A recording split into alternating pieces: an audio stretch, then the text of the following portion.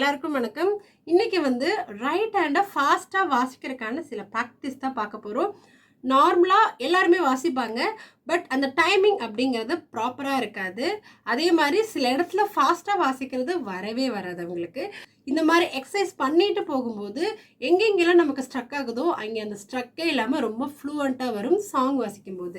So நம்ம எந்த அளவுக்கு எக்ஸசைஸ் வாசிக்கிறோமோ அந்த அளவுக்கு சாங் வாசிக்கிறது நமக்கு ரொம்ப ரொம்ப ஈஸியாக இருக்கும். ஓகே, ஸோ இன்னைக்கு ஃபாஸ்ட் ஃபிங்கரிங்கான எக்ஸசைஸ் தான் பார்க்க போகிறோம் right handle. Okay, so first பார்த்தீங்கன்னா நார்மலாக இந்த 5 ஃபிங்கர் பொசிஷன் உங்களுக்கு சொல்லியிருப்பேன், CDEFG இல்லையா?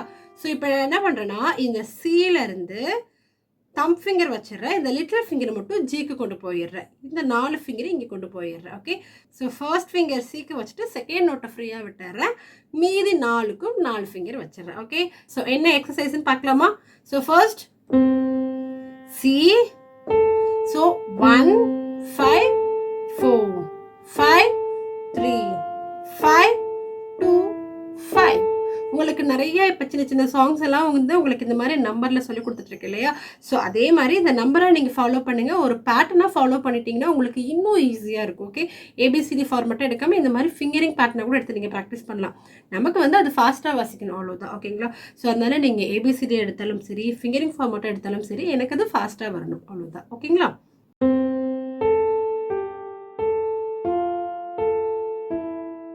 அதுக்கப்புறம் என்ன பண்ணணும், இந்த தம்ப் இங்கே வந்துடணும், இந்த லிட்டில் ஃபிங்கர் இங்கே போயிடணும். இந்த லிட்டில் ஃபிங்கரோட சேர்த்து என்னுடைய 3 ஃபிங்கரும் அடுத்துக்கு மூவ் ஆயிருது. ஓகே,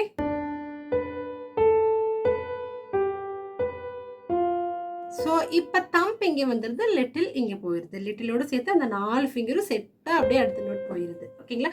ஸோ இதுதான் இன்னைக்கு நம்ம பார்க்க போகிற எக்ஸசைஸ்.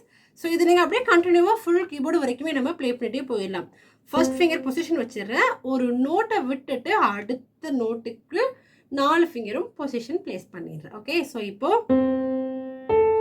1 5 4 5 3 5 2 5 முடிச்சுட்டு 1 என்னோட 5 அடுத்துக்கு போயிருது. ஓகே, 5 4 5 3 5 2 5 1 5 4 5 3 5 2 5.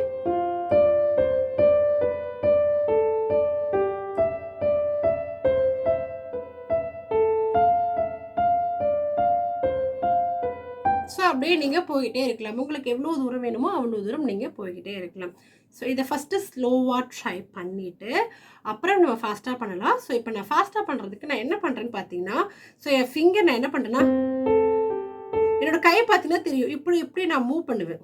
ஸோ இப்படி மூவ் பண்ணும்போது நமக்கு அந்த ஃப்ளூயண்ட் ஃபாஸ்ட்டாக வாசிக்கிறது ரொம்ப ஈஸியாக இருக்கும். ஓகேங்களா? அது இல்லாமல் நிறைய பேர் இப்படி வாசிங்கன்னா கண்டிப்பாக உங்களுக்கு ஃபாஸ்ட், இந்த ஃபிங்கரை தூக்கி வாசிக்காதீங்க. நான் ஆரம்பத்துலேருந்து சொல்கிறதுக்கு ரீசன் என்னன்னா, ஃபாஸ்ட்டாக வாசிக்கும் போது போய் ஸ்ட்ரக் ஆகி நின்றுவோம், அந்த ஒரு ஃப்ளூயண்ட் கிடைக்காது நமக்கு.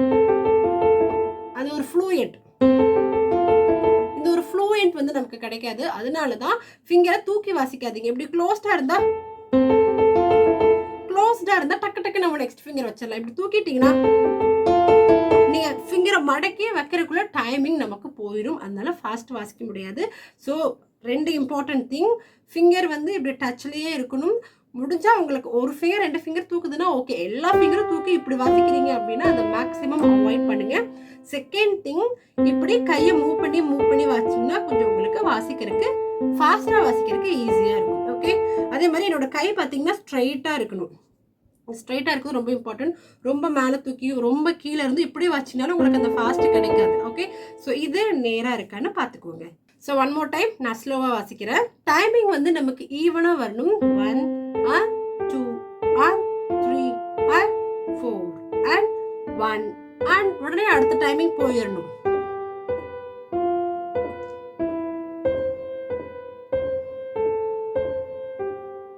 ஓகே, அதை விட்டுட்டு நீங்கள் பாட்டுக்கு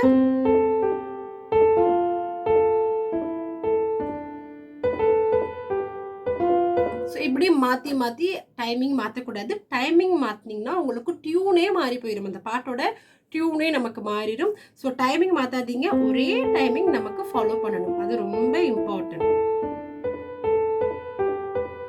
ஓகே, ஸோ இந்த டைமிங் ஃபாலோ பண்ணுங்க. இதே ஒரு 4 பேட்டர்னா ரிப்பீட் பண்ணலாம். ஸ்டார்ட் பண்ணலாம்.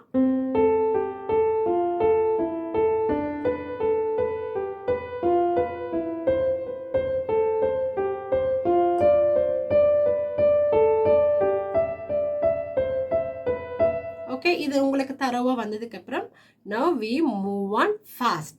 கொஞ்சம் ஃபாஸ்ட் பண்ணிக்கலாம். ஓகே, ஸோ கை பார்த்தீங்கன்னா எனக்கு ரைட் அண்ட் லெஃப்ட் இப்படி இப்படி மூவ் பண்ணிக்கலாம். மூவ் பண்ணிட்டா உங்களுக்கு வாசிக்கிறதுக்கு கொஞ்சம் ஈஸியாக இருக்கும். ஓகே,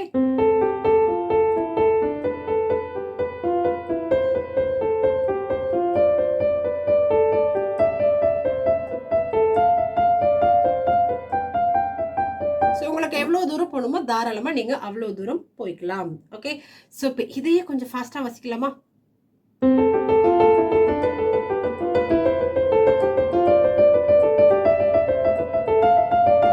ஸோ இந்த மாதிரி உங்களுக்கு எந்த ஸ்பீடில் வேணுமோ அந்த ஸ்பீடில் நீங்கள் வாசிச்சு பார்க்கணும்.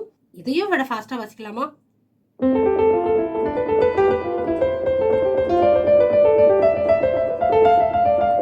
ஃபஸ்ட்டு உங்களுக்கு எந்த ஸ்பீடில் வருதோ அந்த ஸ்பீடை நல்லா தரவு பண்ணிவிட்டு அதுக்கப்புறம் ஃபாஸ்ட்டாக ட்ரை பண்ணுங்கள். எடுத்தோன்னே ஃபாஸ்ட்டாக ட்ரை பண்ணாதீங்க. உங்களுக்கு எடுத்தோன்னே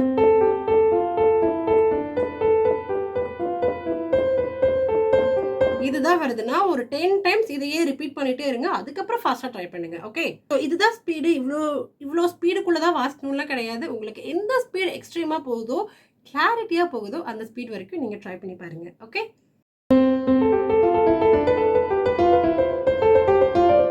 ஸோ இந்த ரைட் அண்ட் லெஃப்ட் மூவ் பண்ணிட்டீங்கன்னா உங்களுக்கு அப்படியே போகிறதுக்கு ரொம்ப ஈஸியாக இருக்கும். ஓகே, ஸோ ட்ரை பண்ணி பாருங்க. எந்த அளவுக்கு ஈஸியாக இருக்குங்கிறது எனக்கு கமெண்ட்ல சொல்லுங்க.